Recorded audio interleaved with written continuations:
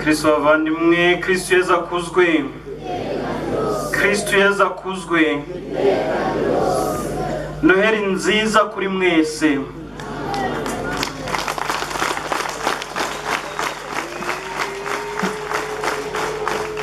Duhimbajwe rero no kwizihiza ibirori by'umunsi mukuru wa Noheri. Umunsi mukuru twiteguye mu byumweru bine byose bishize, ubwo twari mu gihe cya Adiventi, igihe cyadusabaga gusiza utununga, kikadusaba kwitsa imisozi yari mu mitima yacu, gusiba imanga ndetse n'ibyobo byari birimo, kugira ngo Nyagasani azavukira ahatunganye rwagati muri twe. Iyo minsi yose y'ibyumweru bine twasabwe gutega amatwi ijambo ry'Imana, kwisubiraho ndetse no kureka Yesu Kristo ngo atwigarurire koko. Uyu munsi rero tukaba duhimbajwe no kwizihiza ibirori byo kuvuka kwe. Umunsi nk'uyu, isaha nk'iyi, Yesu Kristo yemeye gusiga byose, yemera kumanuka asa natwe, ahara icyubahiro cy'ijuru, ahara ibyiza by'ijuru, yemera kuza gusa nawe. Ni iby'agaciro, nibyo navuga ngo twagombye kubaha igihe cyose. Imana yemera kumanuka igasa nawe nta kiguca, Imana yemera kwambara umubiri nk'uwawe nta kiguzi guciye, Imana yemera guhara icyubahiro cyayo ikemera guhinduka nkawe. Ibyo rero mu kubyizihiza kuri uyu munsi, turizihiza ko waje ari umucunguzi. Ntabwo yaje ari umucamanza, ahubwo yaje kugira ngo aducungure, aduhe ubuzima buzira kuzima, aduhe ubuzima buzima, bwa bundi budakangwa n'icyo ari cyo cyose, ubuzima bw'iteka. Mucyo rero natwe tumwitura uko turi, tumuture icyo turi cyo cyose, tumuhe imitima n'imibiri yacu ibe koko ingoro imukwiriye. Abatubonye tugenda tuvuga dukora, bavuge ko bahuye na Kristo, twahuye nawe kuri uyu munsi. Mucyo rero tubanze duce bugufi, twibuke ko turi abanyantege nke n'abanyabyaha, tudakwiriye kumwakira nk'uko wa musirikare yigeze kubivuga ati sinkwiriye ko winjira iwanjye. Natwe tuzi neza ko tudakwiriye ko yinjira iwacu, ariko kubw'impuhwe ze n'urukundo bye yemera kuza iwacu. Mucyo rero twongere duce bugufi, tumusabe ngo asukure imitima yacu, maze tubone kumwakira mu ijambo rye no muri iki gitambo cya misa dufite umutima usukuye. Nemereye imbere y'Imana ishobora byose ko narishobora rwose, ibyo natekereje, ibyo navuze, ibyo nakoze, n'ibyo nirengagije gutunganya, koko naracumuye rwose. Icyo gituma ninginga Mariya Mutagatifu mubikira iteka, n'abamarayika bose n'abatagatifu bose, namwe bavandimwe, kumusabire kuri Nyagasani Imana yacu. Imana ishobora byose nitubabarire dukize ibyaha byacu, maze izatugeze mu bugingo bw'iteka.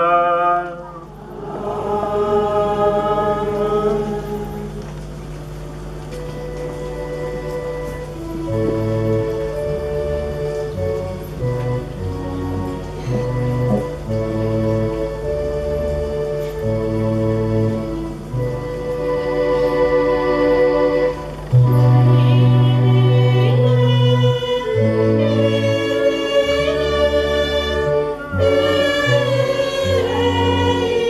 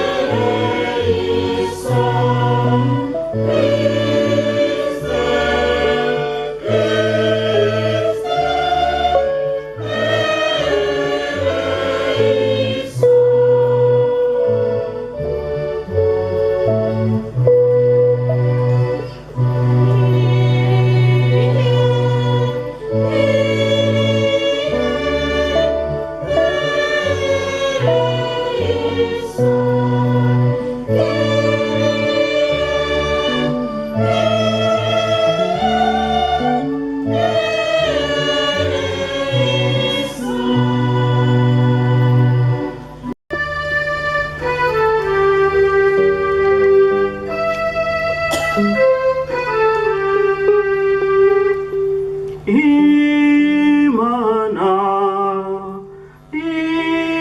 Imana, Imana, nisingizwe mu ijuru.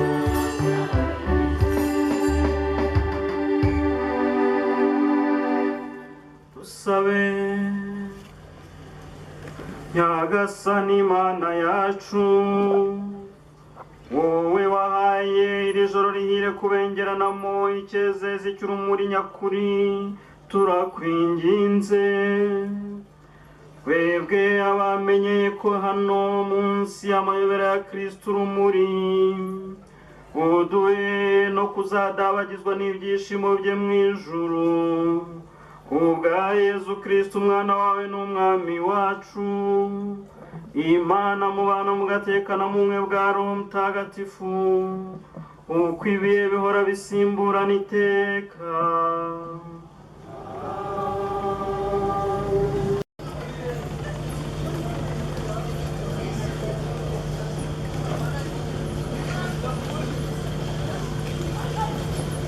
Isomo ryo mu gitabo cy'umuhanuzi Izayi.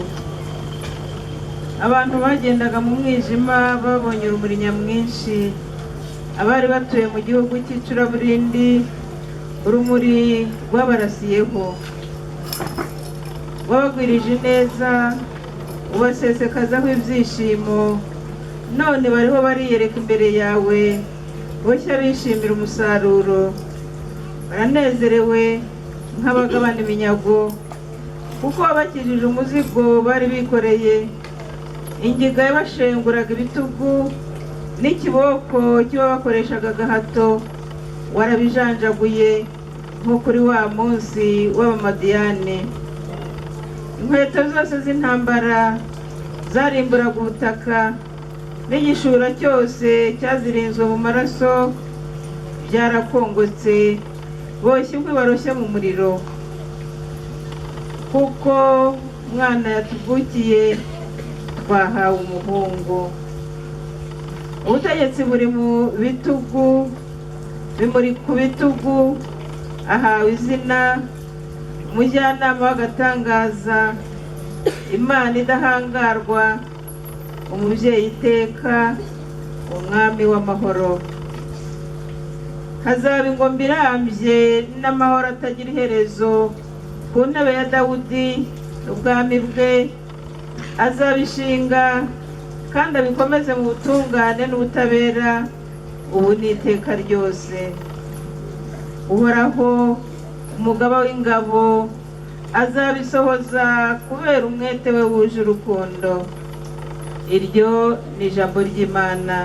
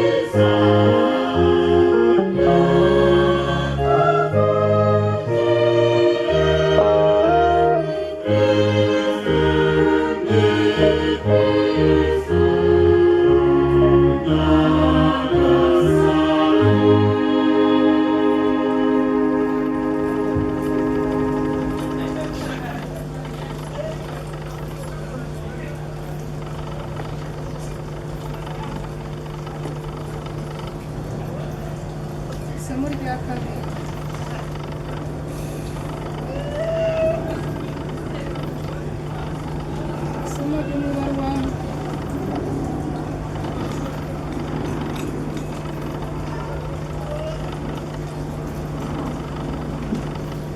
Isomo ryo mu ibaruwa mutagatifu Pawulo intumwa yandikiye Tito. Bavandimwe, kuko ineza y'Imana soko y'umukiro ku bantu bose yarigaragaje, itwigisha kureka kugomera Imana no gutwarwa n'irari ry'iby'isi, kugira ngo guhera ubu ngubu tubeho turangwa n'ubwitonzi, ubutungane n'ubusabaniramana, mu gihe tugitegereje amizero mahire hamwe no kwigaragaza kwa Yezu Kristu yisesuye y'urukuzo. We Mana yacu y'igihangange, akaba n'umukiza wacu, witanze kubera twebwe kugira ngo aturokore ubugome bwose, kandi ntihagire umuryango ugenewe kuba urutonde kuba ubukonde bwe no kugira ishyaka ryo gukora icyiza cyose. Iryo ni ijambo ry'Imana.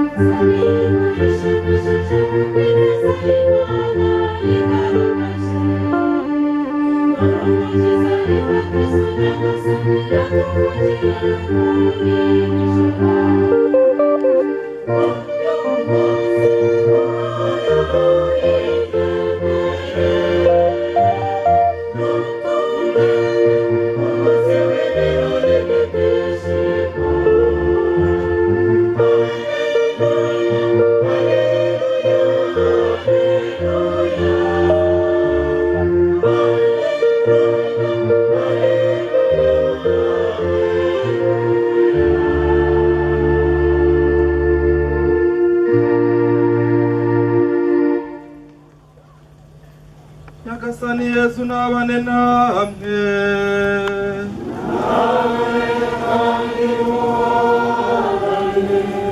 Amagambo yo mu Ivanjiri ntagatifu uko yanditswe na Luka.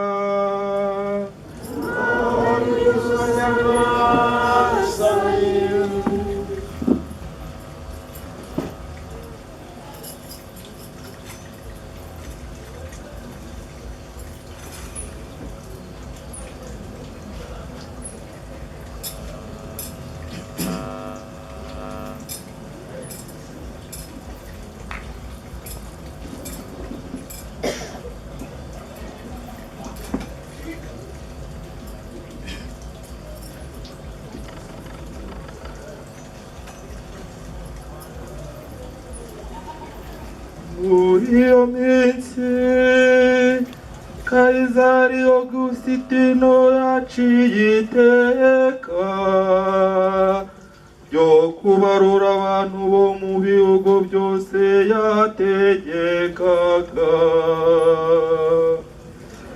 Iryo barura rya mbere ryabaye igihe Kwirini yari umutware wa Siriya. Bose bajyaga kwiyandikisha, buri muntu mu mugi we. Yosefu nawe ava mu mugi we wa Nazareti wo mu Galileya ajya mu mujyi witwaga Betelehemu yo mu Yudeya, kuko yari uwo mu muryango wa Dawidi, agira ngo abarwe we n'umugore we Mariya wari utwite. Nuko bagezeyo, umunsi wo kubyara uragera, abyara umuhungu we w'imfura, amworosa utwenda, amuryamisha mu kavure, kuko nta wundi mwanya ukwiye bari babonye aho bacumbika. Muri ako karere hari abashumba barariraga amatungo yabo ku gasozi. Nuko umumarayika wa Nyagasani abahagarara iruhande, ikuzo rya Nyagasani ribasesekazaho urumuri, maze bashya ubwoba.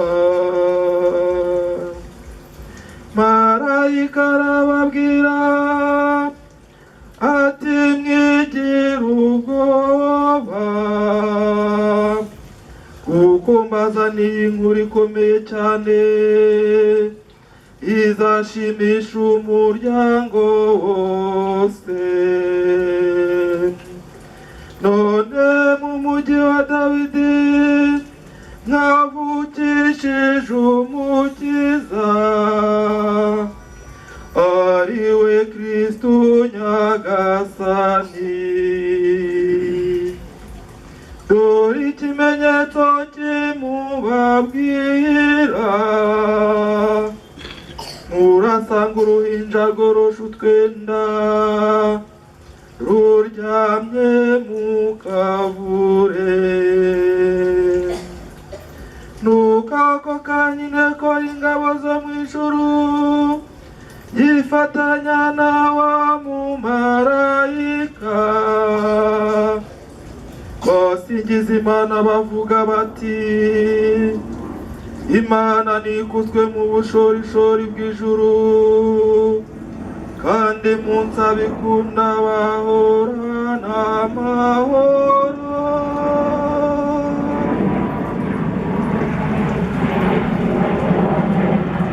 Iyo ni ivanjiri ntagatifu.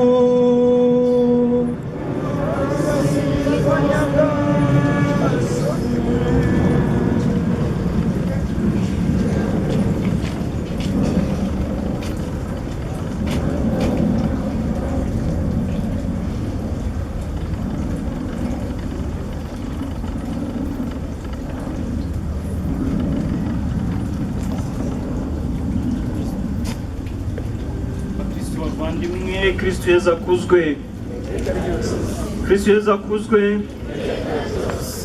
Yego, nk'uko nabivuze mu ntangiriro z'igitambo cya misa, duteranyirijwe hamwe kuri uyu mugoroba no guhimbaza ibirori by'umunsi mukuru.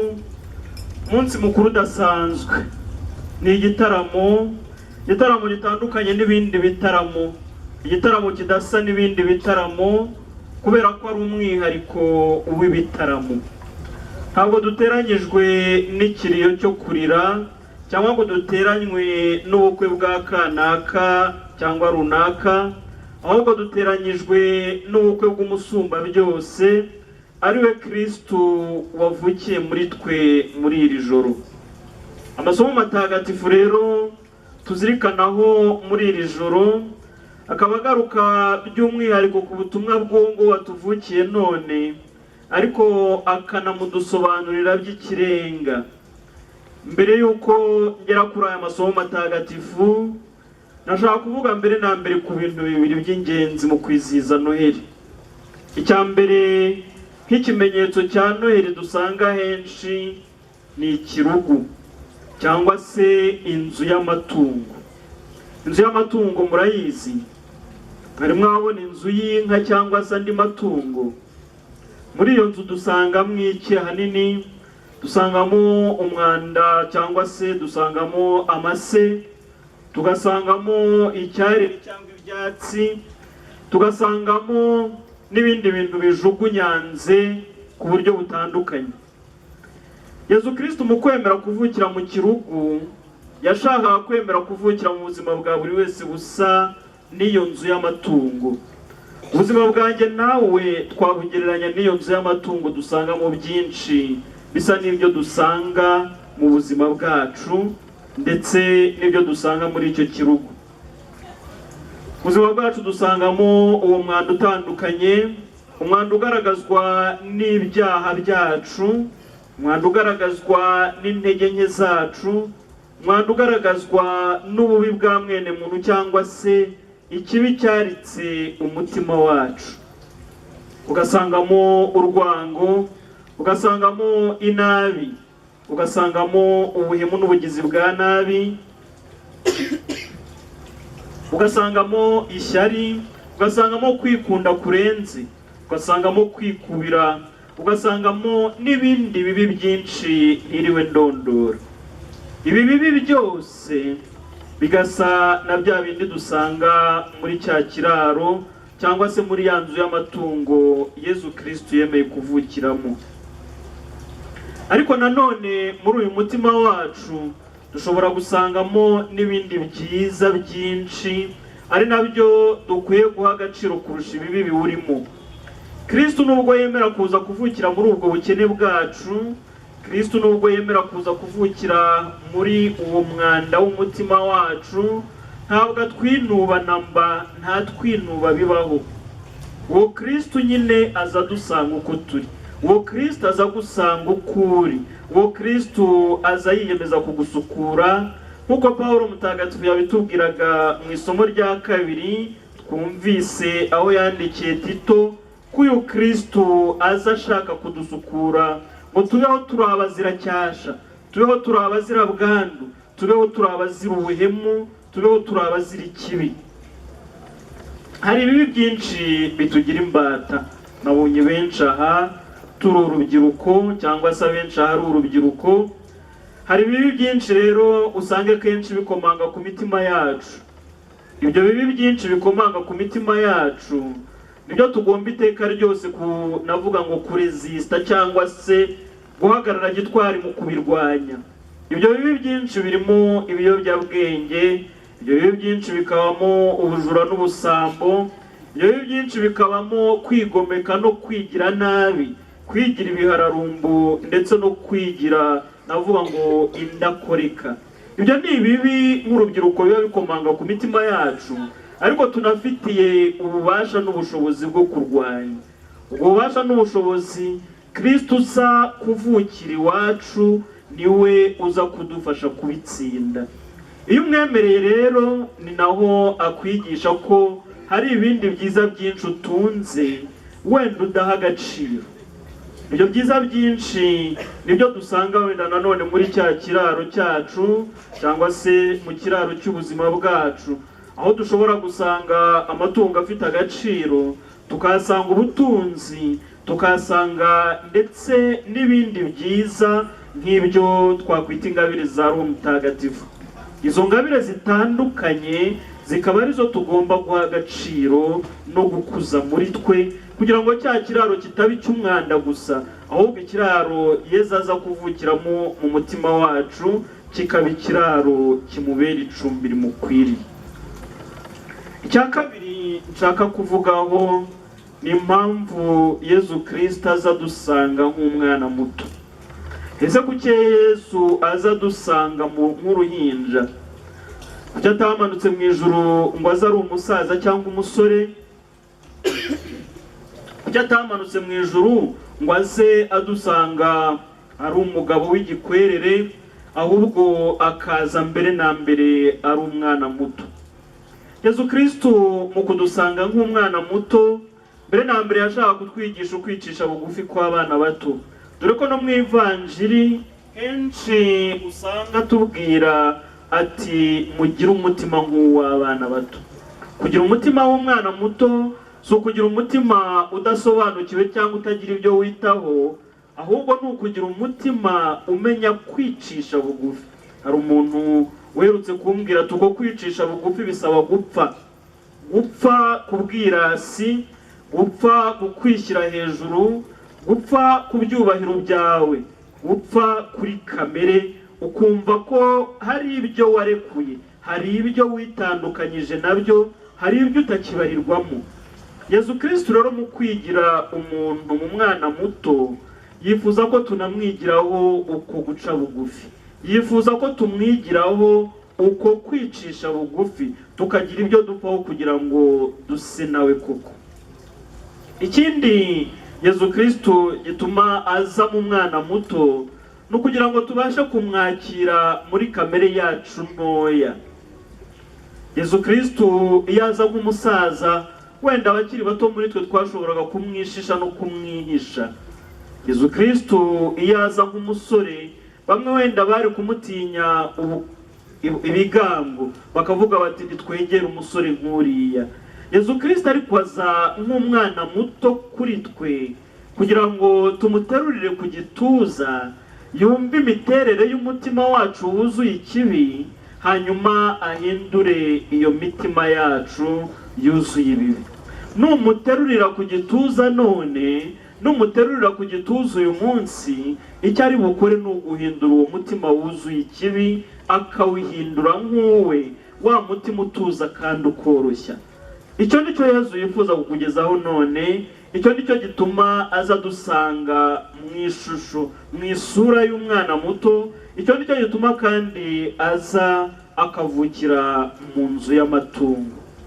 Ngaruke rero ku masomo matagatifu twumvise kuri uyu munsi.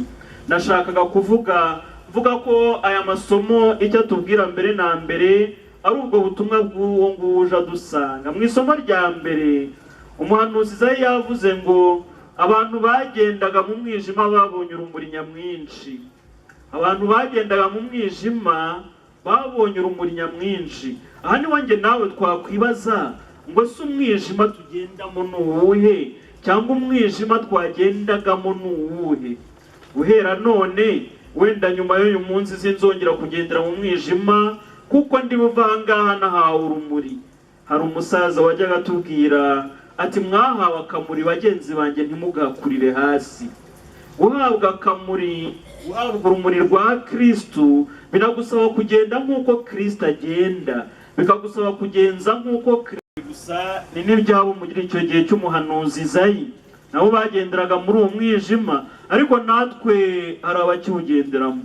Hari abakigendera mu mwijima w'urwango, hari abakigendera mu mwijima w'ubukozi bw'ibibi, hari abakigendera mu mwijima w'ibyaha. Ese wowe umwijima ukigenderamo ni uwuhe? Umwijima usezerera none ni uwuhe?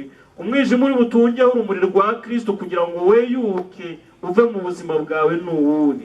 Uje kumwereka kuri uyu munsi ni uwuhe? Ni uwuhe mwijima utura Kristo kuri uyu munsi?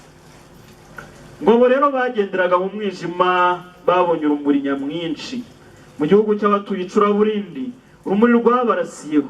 Hari byinshi rero natwe Kristo uza dusanga tuzanira, birimo ariko n'uru rumuri nyamwinshi nyine, urumuri rw'ubuzima bwe, urumuri rw'ubuzima bw'Imana. Umuhanuzi Izayi yakomezaga avuga ati wabagwirije ineza ubasakazamo ibyishimo, none bariho bariyereka.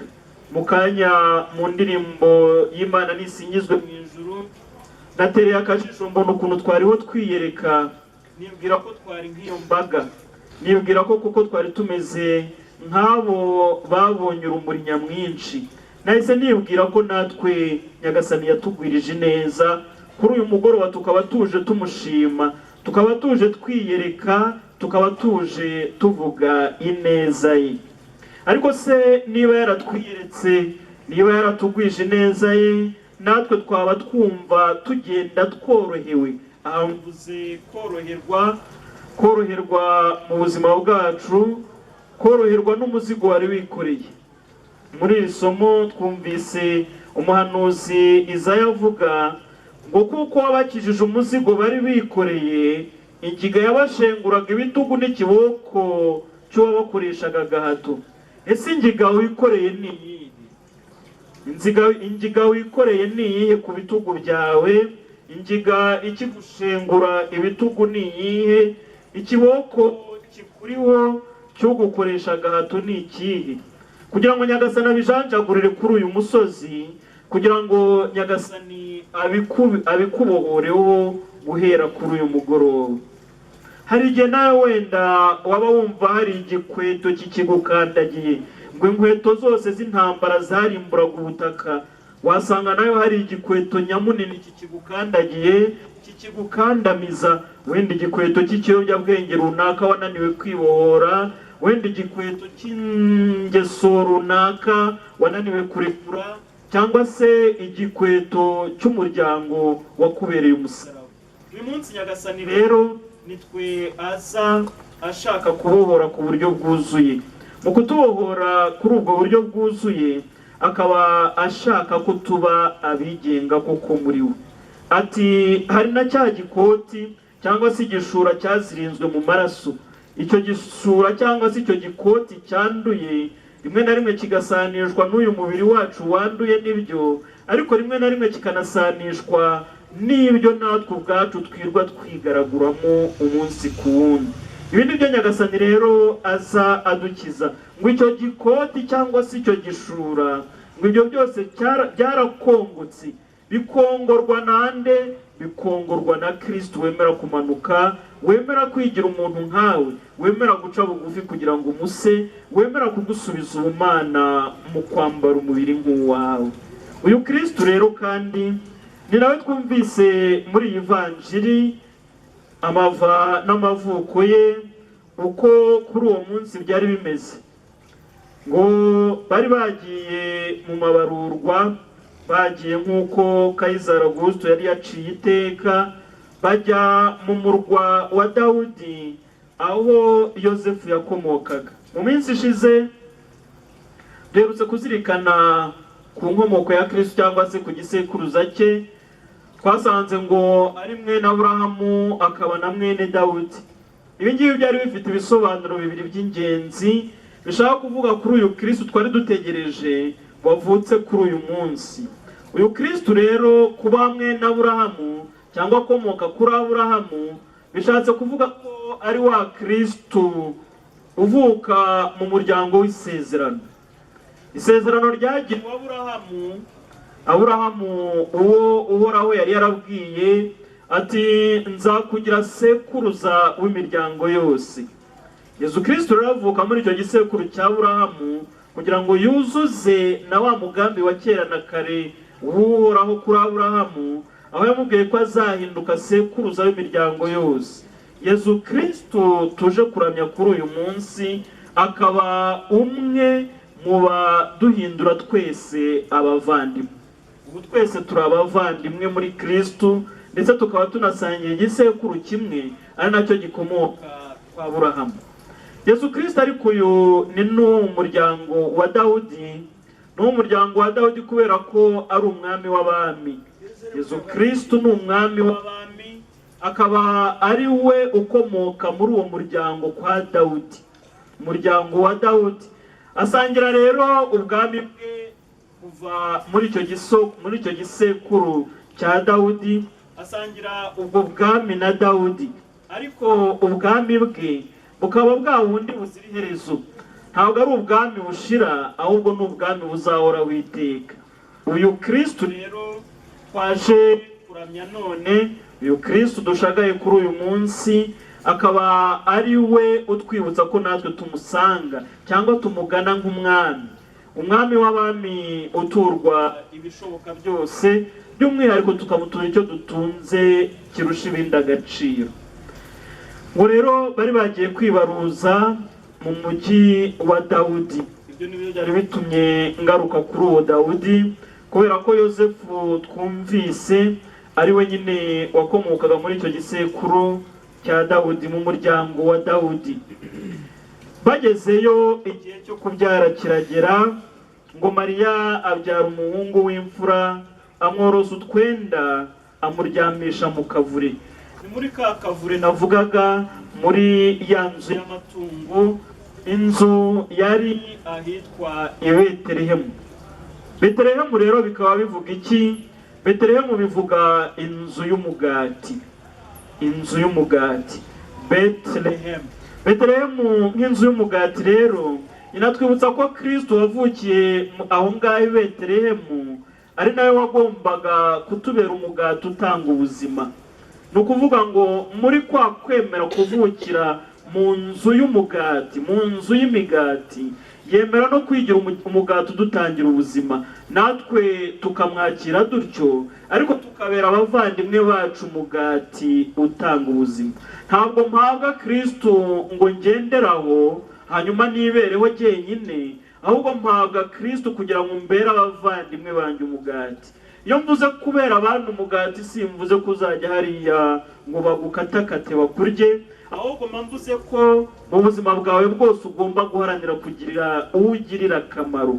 Mu buzima bwawe haranira iteka ryose kugirira abandi akamaro. Wumve kuribwa mu byo ukora, uribwa mu byo ukora, wumve kuribwa mu ndoro yawe, wumve kuribwa mu mvugo yawe, wumve kuribwa mu gikorwa cy'urukundo ugirira abavandimwe. Nguko uko tubera abandi umugati, nguko uko nawe ugaburira abandi, nk'uko Kristo yiyemeje kutugaburira umubiri we avukira aho ngaho nyine i Betelehemu. Muri ako karere rero ngo hari abashumba. Yezu Kristo wa mbere yigaragariza ni abashumba. Ntabwo aza kwigaragaza kwa Herodi, ntabwo ajya kwigaragaza kwa Pilato, ntabwo ajya kwigaragaza kwa Kayifa cyangwa se ahandi, ahubwo Yezu Kristo mu kuvuka kwe yigaragariza abaciye bugufi, ari bo bashumba. Aha ngaha rero natwe akaba twibutsa ko umutima uciye bugufi ari wo umumenya ukamwakira. Umutima uciye bugufi ni wo umumenya kandi ukamwakira. Aba bashumba bakaba nyine babandi bari basuzuguritse, babandi banenwaga na bose kubera ko bashoboraga kuba banuka amase, babandi batitabwagaho kubera ko bari bazi ko cyangwa se bari babazi nk'abatajya bikorera isuku wenda kubera guhora inyuma y'amatungo. Ariko abangaba nibo Yezu Kristo ahitamo kwigaragariza, niba ahitamo kwiyereka. Kuri uyu munsi nanjye nawe twibere nk'abo bashumba, duce bugufi kugira ngo tubashe kwakira Yezu Kristo mu buzima bwacu. Hanyuma abo bashumba bamaze kubwirwa inkuru nziza, bafashe inzira bajya gushaka Yezu. Ese nge nawe inkuru nziza tumaze kumva idushoboza cyangwa se idutera imbaraga zo gufata inzira tugashaka Yezu? Gushaka Yezu si ukujarajara mvuga, gushaka Yezu si ukwirwa twiruka imisozi n'utununga tumushakisha. Gushaka Yezu ni uguhura nawe mu mutima wawe n'ahandi yigaragariza, by'umwihariko muri kiliziya no mu masakaramentu matagatifu. Aho ngaho niho uzahurira nawe, aho ngaho niho uzamusanga, aho ngaho niho azakuganiririza kandi niho azaguha ubuzima atanga ku buntu.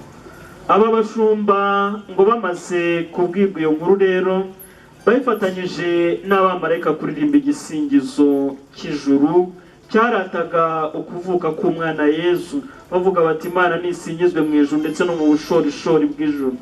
Natwe kuri uyu munsi mu kuva aha ngaha, kimwe nabo tujyana ibyishimo byacu, tujyana ibyishimo bya Kristo wavukiye mu mitima yacu, tubwira abandi bose igisingizo cy'ijuru tuti Imana nisingizwe mu bushorishori bw'ijuru.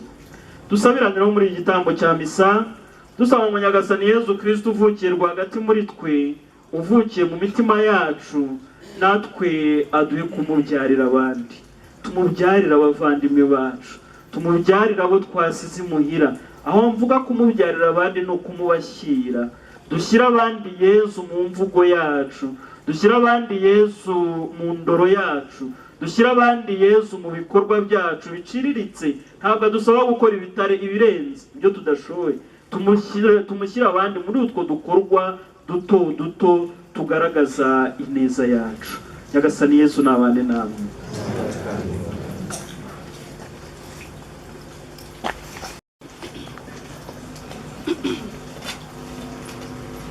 nemera kwimana rimwe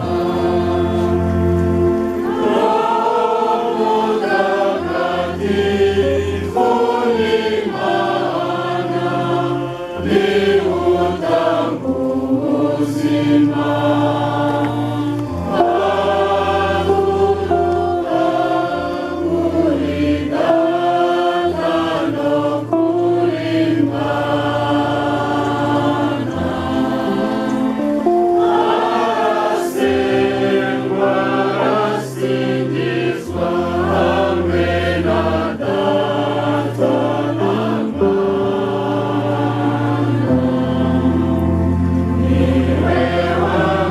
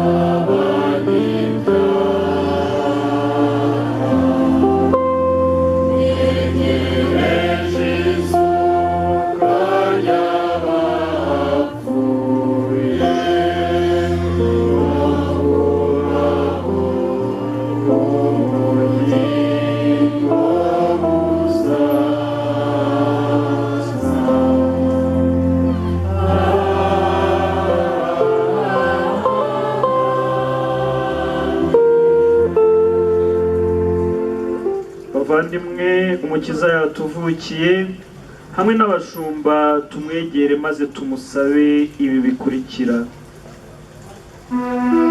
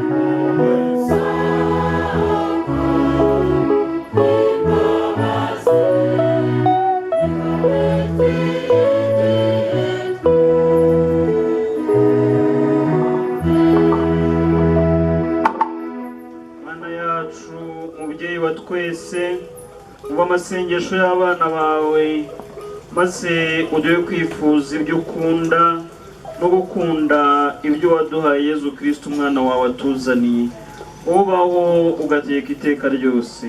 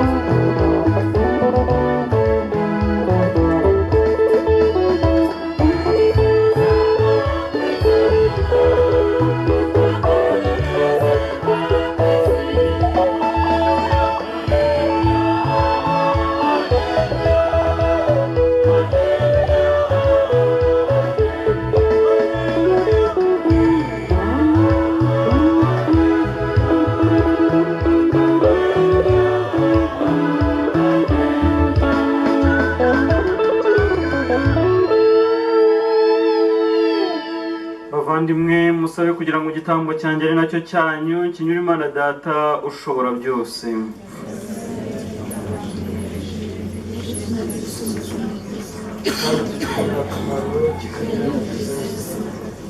Nyagasani Imana yacu turakwinginze,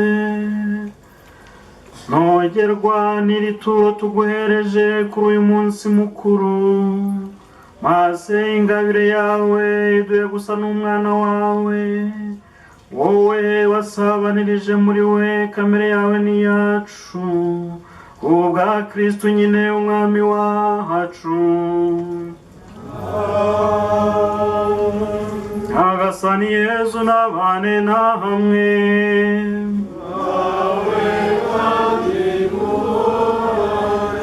imitima yanyu nihugukire iby'ijuru.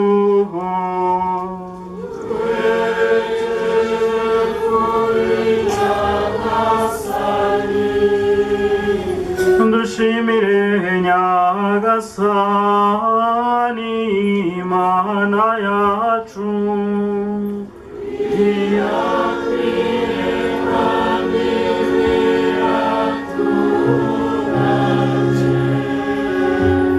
ni koko birakwiye kandi biratunganye, ni ngombwa kandi birimo agakiza ko tugushimira iteka n'ahantu hose, Nyagasani dawe nyir'ubutagatifu, Mana ishobora byose ugahora witeka. Kuko urumuri rushya rw'ububengerane bwawe rwaboneshereje imitima yacu, ruturutse mu iyobera rya jambo wigize umuntu, kugira ngo muri we tumenye Imana ku buryo bugaragara, maze tumukeshe gutwarwa n'urukundo rw'ibitagaragara. Nicyo gitumye twifatanya n'abamarayika n'imitwe kandi yose y'ingabo zo mu ijuru, tukaririmba igisingizo cy'ikuzo ryawe, tuvuga ubudahwema tuti: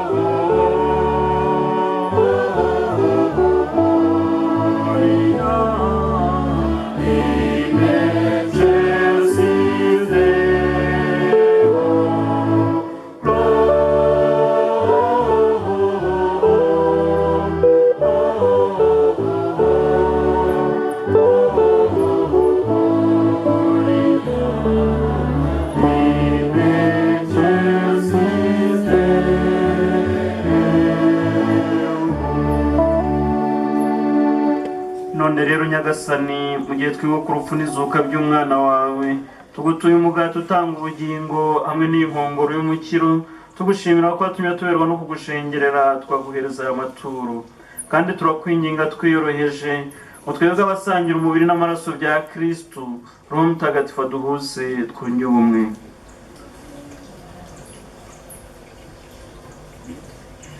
Nyagasani wibuke kiliziya yawe yogeye ku isi hose maze uhego rya mbere mu rukundo hamwe na papa wacu Francisco n'umwepiskopi wacu Antoni Karidinali Kambanda n'abatorewe umurimo wa Ritari bose.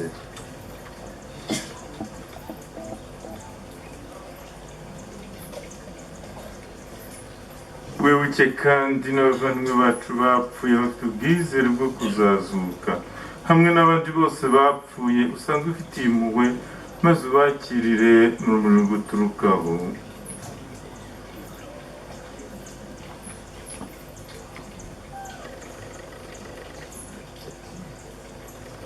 Turakwinginze ngo natwe twese tugirire impuhwe maze tuzashobore kugira umwanya mu bugingo bw'iteka hamwe na Bikira Mariya umubyeyi muri w'Imana, Yosefu mutagatifu n'intumwa zawe ntagatifu n'abandi batagatifu bose bakunyuze uko byagiye bisimburana, nuko hamwe nabo tuzagusingize tukurata ku bwa Yezu Kristo umwana wawe.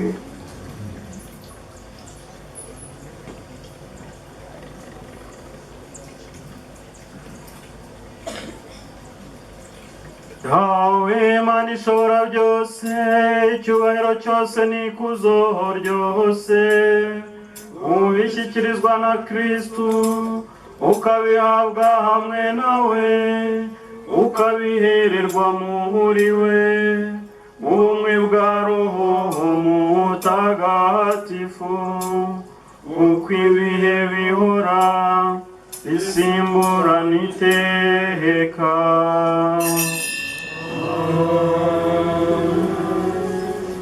Nk'uko twabibwirijwe n'Umukiza akanabidutegeka kandi ukabitwigisha, dutinyutse kuvuga tuti: Dawe uri mu ijuru,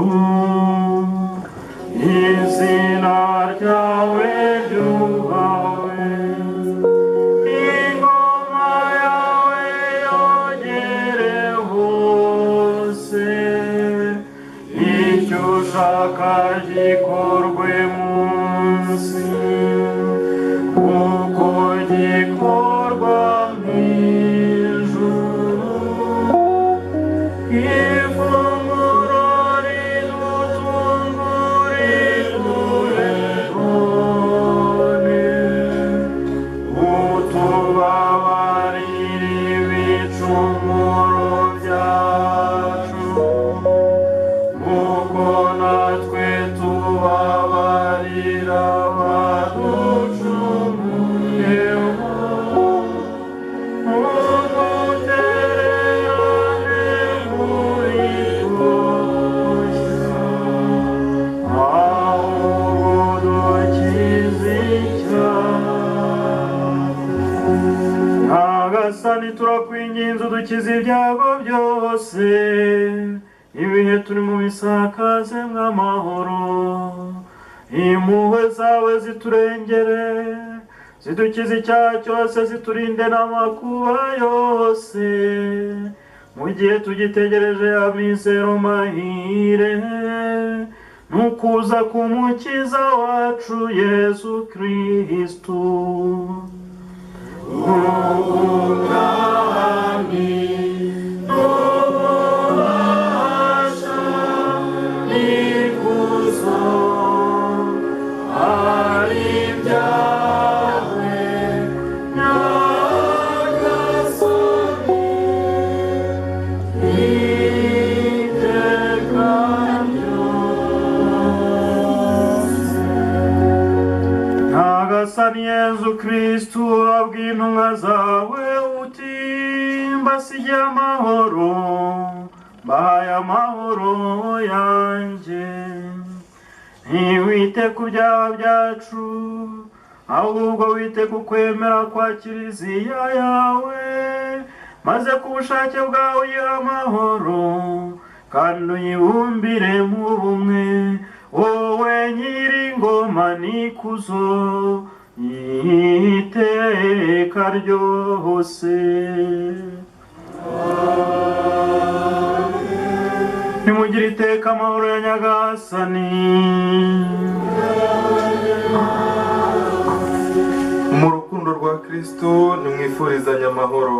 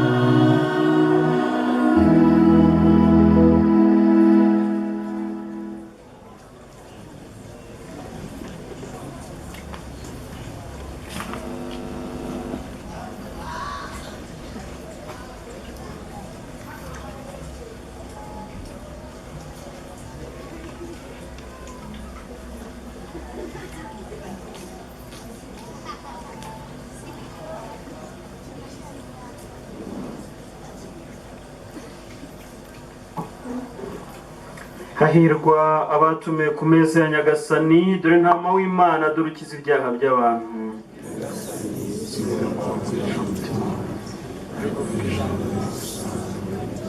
Kristo duhabwa tubesheho, aturagire, azatugeze mu bugingo bw'iteka.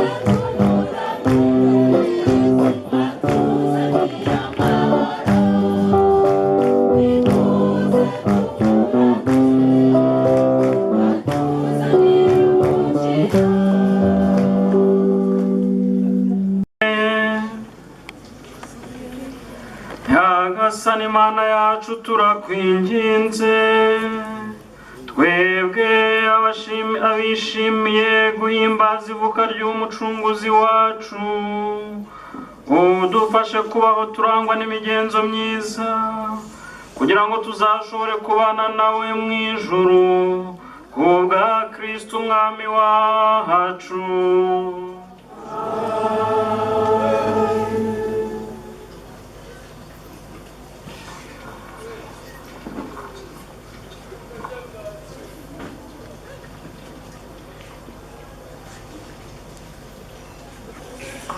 Kristo Yesu akuzwe. Tugeze mu mwanya w'amatangazo ya paruwasi, mube mwicaye gatoya.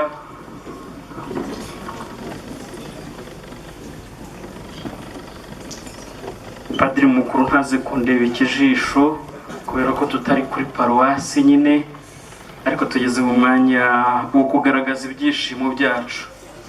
Nyakubahwa Padiri mukuru wa paruwasi turimo ya Kabuga, twemerere tubashimire nk'abakirisitu bateranira hano ku ngoro y'impuhwe z'Imana i Kabuga. Ndashaka ko muntiza amashyi kuri uyu mugoroba, dushimire Padiri mukuru wacu, tunamwifuriza twese Noheli nziza. Noheli nziza.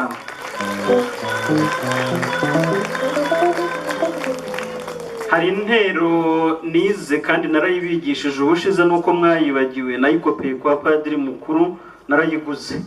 Hanyuma baravuga ngo Noheli nziza, bagasubiza ngo dushimiye Imana, hanyuma Imana tukayiha amashyi. Noheli nziza.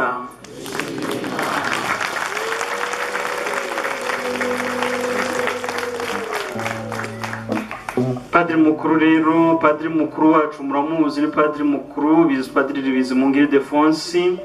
Tumushimiye kuba yabanye natwe kuri uyu munsi. Yagize umunsi wuzuye imirimo, ndetse n'umunsi wo mu kanya twatangiye ubu ngubu aririrwana n'indi mirimo nanone, kubera ko tugeze mu gitondo. Uwo mu kanya ari buze guhita akomerezaho, ariko ntabwo yashatse kudusiga twenyine muri iki gitaramo cyiza, igitaramo cya Kristo watuvukiye, wavukiye kuducungura, wavukiye kudukiza, wavukiye kuduha ubuzima.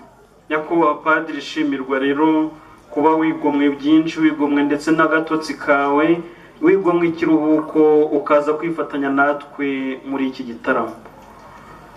Nongere rero nshimire abasaseridoti bose dukorana ubutumwa, mpereye kuri ruhande rwanjye.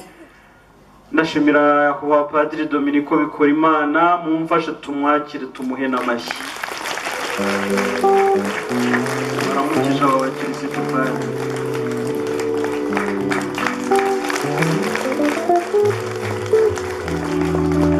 Arakoze cyane, nawe buriya yaje muri iki gitaramo avuye no mu bundi butumwa, ariko aravuga ati igitaramo nanjye sinticyancika, nuko aza kwifatanya natwe muri iki gitaramo, kandi no mu kanya kari buze akaba ari bukomeze ubutumwa, ndetse n'ubwo hirya hariya bukimutegereje hariya muri Centre Saint Jean Paul II, wasanga afiteyo abantu mu kanya nanone wenda arajya kwakira. Nyakubahwa Padiri, mwakoze kubana natwe, Kristo wavutse abahundi imigisha ye. Ndashimira kandi Nyakubahwa Padiri Silveri Ndayisabye, ahagurukiye asuhuza abakirisitu ndetse mu ntiza amashyi, tumushimire.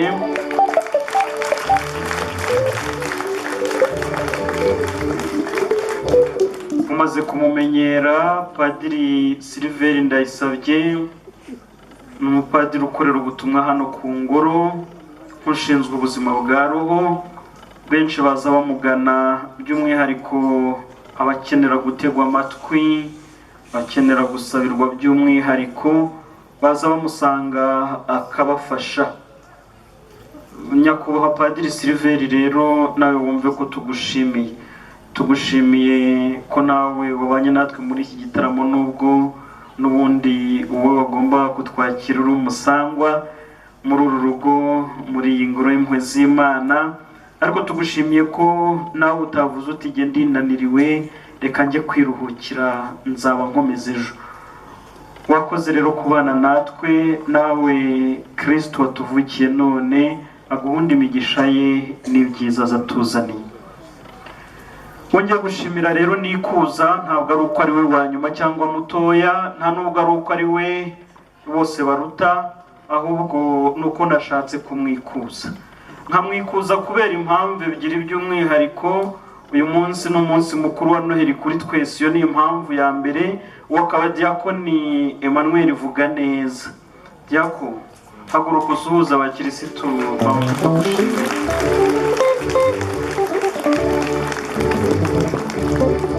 Mwumvise uburyo aririmba ahogoza aturirimbira ivanjiri ntagatifu twumvise kuri uyu munsi. Ndamushimira ubugira kabiri rero kubera ko ari n'umunsi mukuru we. Abitwa ba Manuel bari hehe? Hari abandi bitwa ba Manuel bari hafi aha ngaha? Bari hehe ngo bashyire akaboko hejuru tubabone? 2, 3, harimo n'abatari kuvugisha ukuri wenda. Bahise biyita ba Manuel muri aka kanya kugira ngo bagendane na Manuel dufite. Ariko nta kibazo, nimwitwa ba Manuel none muzanabikomerezeho umube wa Manuel bukuri. Emmanuel tuzi akabungu nyine wigize umuntu, Imana turi kumwe, uwo akaba duhamagarira kurushaho gusa nawe ndetse no kugenza nkawe. Nyakubahwa Diakoni wacu rero tugushimiye, tunakwifuriza umunsi mukuru mwiza, umunsi mukuru w'abazina bawe mutagatifu Emmanuel. Imana turi kumwe, nawe ukomeze utere ikirenge muke, umwiga ingiro n'ingendo, urushaho gusa nawe, agusiga kunogereze, hanyuma uzishimire kubana nawe ijabiro. Ndabashimira kandi rero mwese by'umwihariko, nshimira aba bagize uruhare muri liturujia y'uyu munsi. Ndashimira abahereza, abasomyi, nshimira ndetse na korali. Mwese ndabashimira by'umwihariko kubera ubwitange, kubera kumva ko igitaramo ari icyacu twese, hanyuma ntidutererane cyangwa ngo duharirane mu mirimo, mu butumwa. Mu ntiza amashyi dushimire aba bose.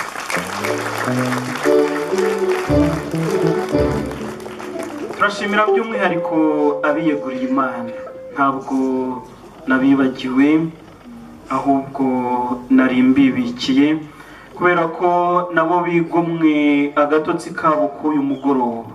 Hanyuma baravuga bati reka tuze gutaramana na Kristo, tumwakire muri iki gicuku.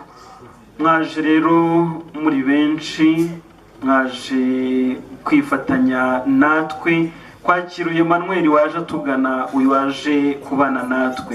Mu ntiza amashyi menshi dushimire ababiyeguriye Imana.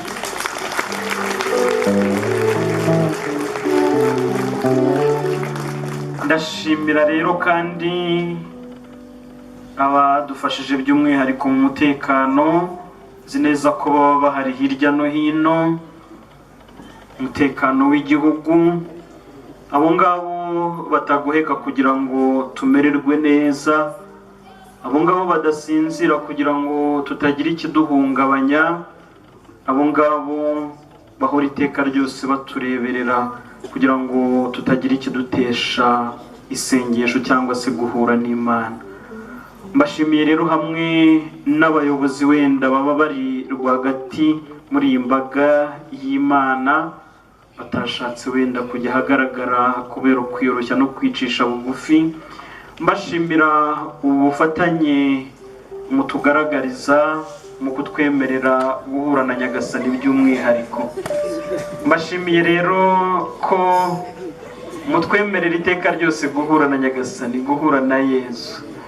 Uyu muvandimwe nawe turamushimiye, nawe yaje kwifatanya natwe. Turashimira rero mwe mwese mwitanga by'umwihariko kugira ngo twumve ko dutekanye, twumve ko turi hamwe. Aha ndavuga ingabo z'igihugu, ndavuga polisi y'igihugu, ndavuga abashinzwe umutekano bose, abadaso, irondo, abazamu batandukanye bose badufasha mu kurinda uyu mutekano kugira ngo twumve ko dufite amahoro aho turi hose. Aha turi rero nayo mpamvu twavuga ngo turarinzwe, turi kumwe na Kristo muzima watsinze ikibi, ariko tuzi neza ko tunarinzwe n'inzego z'igihugu ziturindira umutekano.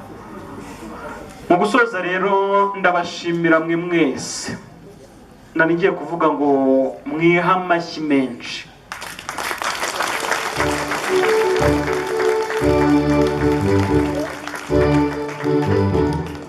Numvise mwihaye make, sinzi impamvu mwihaye amashyi make, ubwo ngubwo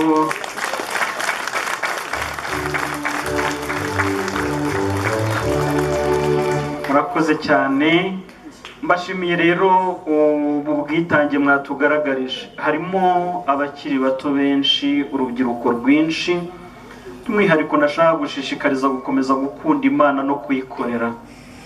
Ntibibe ko biba umwanya w'akaruhuko cyangwa se ubutembere, ntibibe ko biba mu mwanya wo kwidagadura gusa no kuza gutakaza igihe, ahubwo tujye twumva iteka ko twaje guhura na Nyagasani no kumwakira mu mitima yacu. Ntibikabe rero umwanya w'imfabusa kuri twe, ahubwo bijye biba umwanya w'umugisha. Uronke umugisha uvana aha ngaha, hanyuma uwo mugisha uguherekeze mu byo ukora byose, kandi uyu mugisha uguherekeze no mu mishinga yawe ya buri munsi. Wumve ko Nyagasani akurinze. Uyu munsi nimuza kuva aha ngaha, mwumve ko mugendana n'uyu mugisha wa Emmanuel, ndetse abo muza guhurira nabo mu nzira bose mubifurize uyu mugisha wa Kristo, mubifurize umugisha wa Kristo, mabwire muti gira umugisha wa Noheli. Buri muntu abwira umuvandimwe umuri iruhande ati gira umugisha wa Noheli.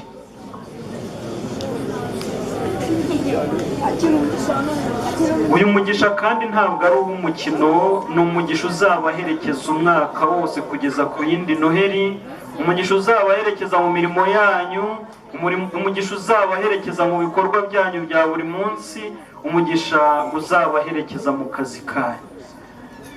Ntimuze rero kuwukerensa cyangwa se kuwusuzugura, mwumve ko ubaherekeza koko. Nawe rero tugiye guhabwa mu kanya umugisha w'umunsi mukuru, umugisha udasanzwe.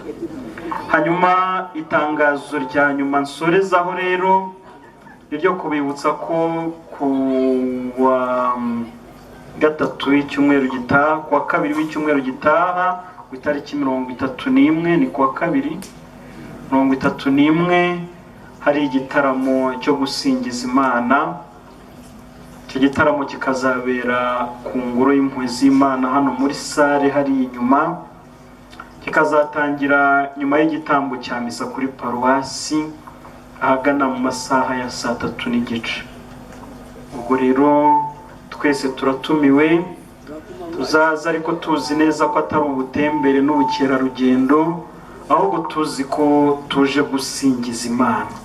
Ntabwo ikizaba kigamijwe ari ukwidagadura gusa, kubyina tukabira kuya, ahubwo ikizaba kigamijwe ni ukwitagatifuriza imbere y'uwaturemye, hanyuma tukamushimira umwaka wose tuzaba tumaze, tukanamutura n'umwaka mushya tuzaba tugiye gutangira. Ndabashimiye mwese rero. Nyagasani Nyirimpuhwe akomeza abagenda imbere, Kristo Emmanuel watuvukiye akomeze abahunda ingabire ze, abahunda imigisha ye, abahe ibyishimo bidashira, kandi ababera urumuri mu buzima bwanyu bwose. Noheli nziza kuri mwese.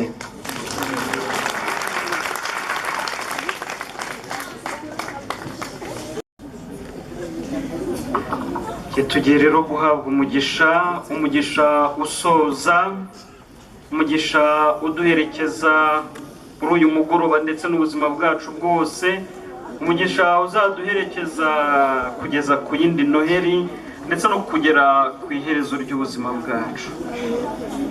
Nyagasani Yesu nabane na hamwe.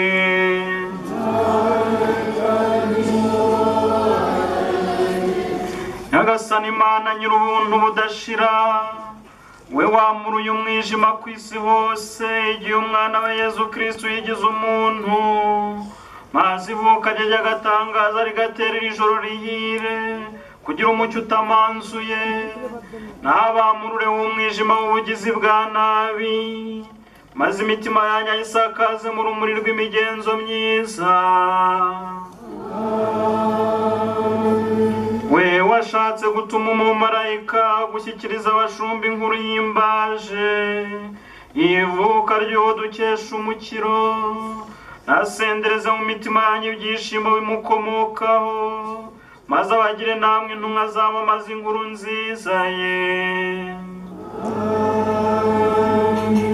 We wahurije ibyo munsi n'ibyo mu ijuru muri Yezu Kristo wigize umuntu, n'abasakazemo ingabire y'amahoro ye hamwe n'iyo gukunda ikiri icyiza, maze abagira basangira murage muri kiliziya yo mu ijuru. Ushobora byose n'abaha umugisha Imana Data na Mwana na Roho Mutagatifu.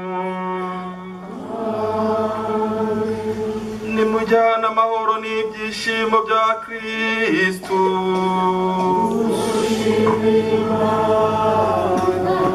Twongere tubifurize rero Noheli nziza, kandi mu gutaha mugerageze kugendera hamwe, ntimusige abanyantege nke n'abato, kandi muze kugira amahoro, musangize abo mwasize imuhira ibyishimo bya Noheli. Noheli nziza kuri mwese.